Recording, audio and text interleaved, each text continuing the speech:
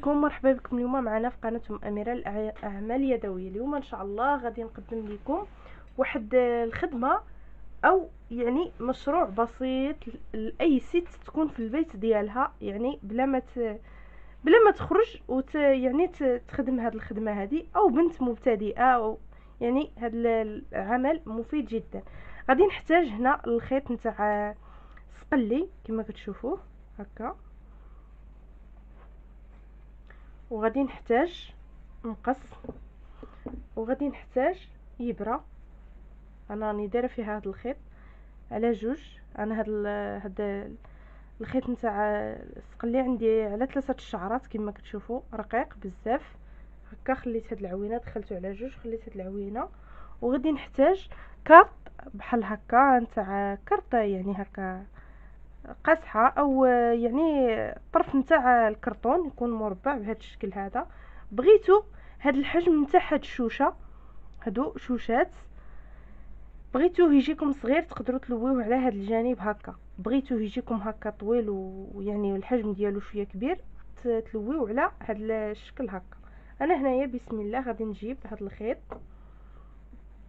هكا، غادي نشد بالصبع ديالي هكا بسم الله، ونبقى كنلوي هكا، يعني حتى كنتحصلوا على واحد المجموعه نتاع الخيط هكا كما كتشوفوا. نحاولوا الخيط يكون ما مشنتفش، يكون الخيط كما هو راه جديد. ونبقاو نلويو هكا مزيان. وهاد الخدمه هذه كتخدم بعده طرق. انا ان شاء الله هذه البدايه، وان شاء الله غادي نعطيكم شكيلات اخرين هكا كما كتشوفوا هكا، يعني تيبان لكم باللي راها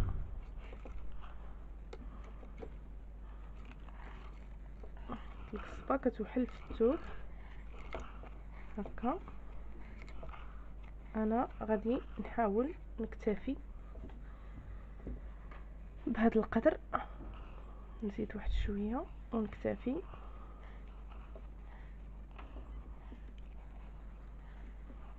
وهذا الخيط منين تجيو تقطعوا، ماشي هو هنا وتقطعوا نتوما بالمقص، لا، توصلوا لهنا، توصلوا لهنا،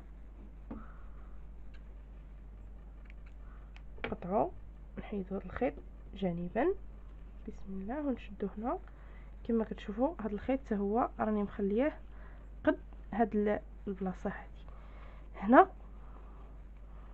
نحاول نجبدو بسهوله. شنو هي الحاجه اللي نقدروا نجبدو به بسهوله؟ هاد الكارطه هذه نثنيوها هكا ونجبدو هكا.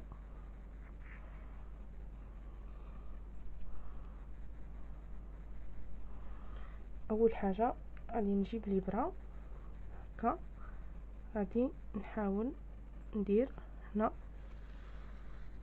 هكا، ندخل في هاد العوينه.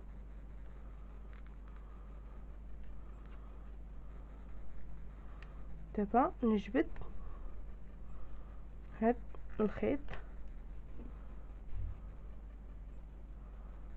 هكا،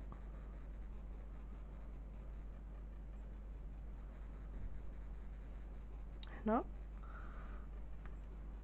نشد هاد الخيط ونصرف هكا،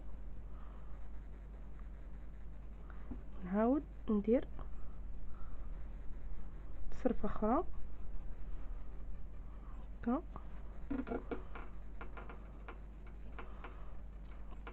نجي هنا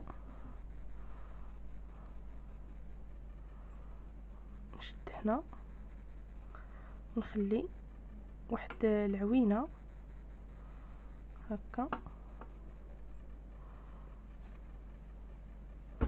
ودابا هنا غادي نبدا نلوي، غنخليه واحد المسافه هنا هكا، ونبدا كنلوي هنا هكا، يعني باش كتجي من نفس الخيط هكا. نلوي واحد 3 أو 4 نتاع اللويات، في نفس الوقت كنخليو هاد العوينه اللي كتكون هنايا هكا. غادي نخشي الابره هكا كما كتشوفوا هنا، ونعاود نجي ونخشي الابره تخرج لتحت هكا باش ما تحلش ليا هكا.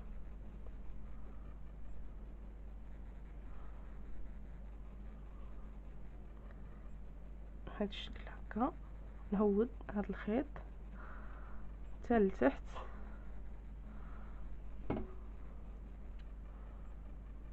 نحاول نقادها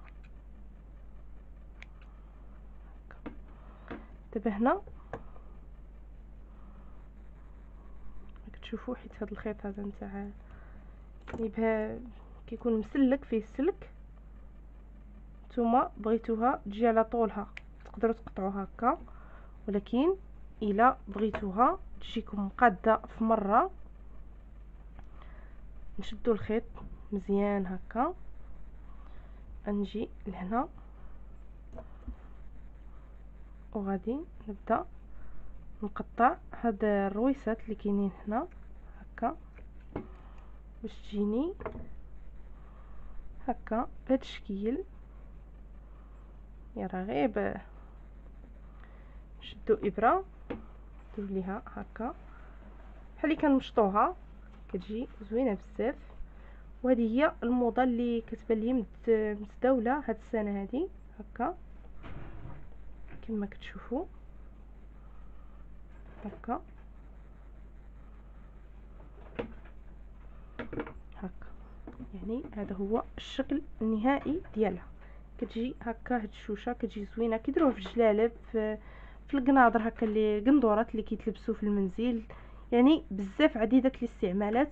تقدروا تدفعوها هكا لشي خياط تكونوا متفقين معاه، او شي محل اللي كيبيع هكا يعني هاد الادوات هادو. انا اليوم ان شاء الله درتها معكم بالخيط نتاع هاد الخيط هذا نتاع السقلي. وان شاء الله في الفيديو الماجي ان شاء الله غادي نديرها معكم بواحد السفيفه او سينسه او كل واحد وكيفاش كيسميها. المهم هذا هو الشكل النهائي ديالها كما كتشوفوا، كتجي هكا بهذا الشكل، كتجي زوينه بزاف. كنتمنى ان شاء الله هذا الفيديو هذا ينال الاعجاب ديالكم، وتشاركوا في القناه، ضغطوا على الجرس كيوصلكم جديد ان شاء الله.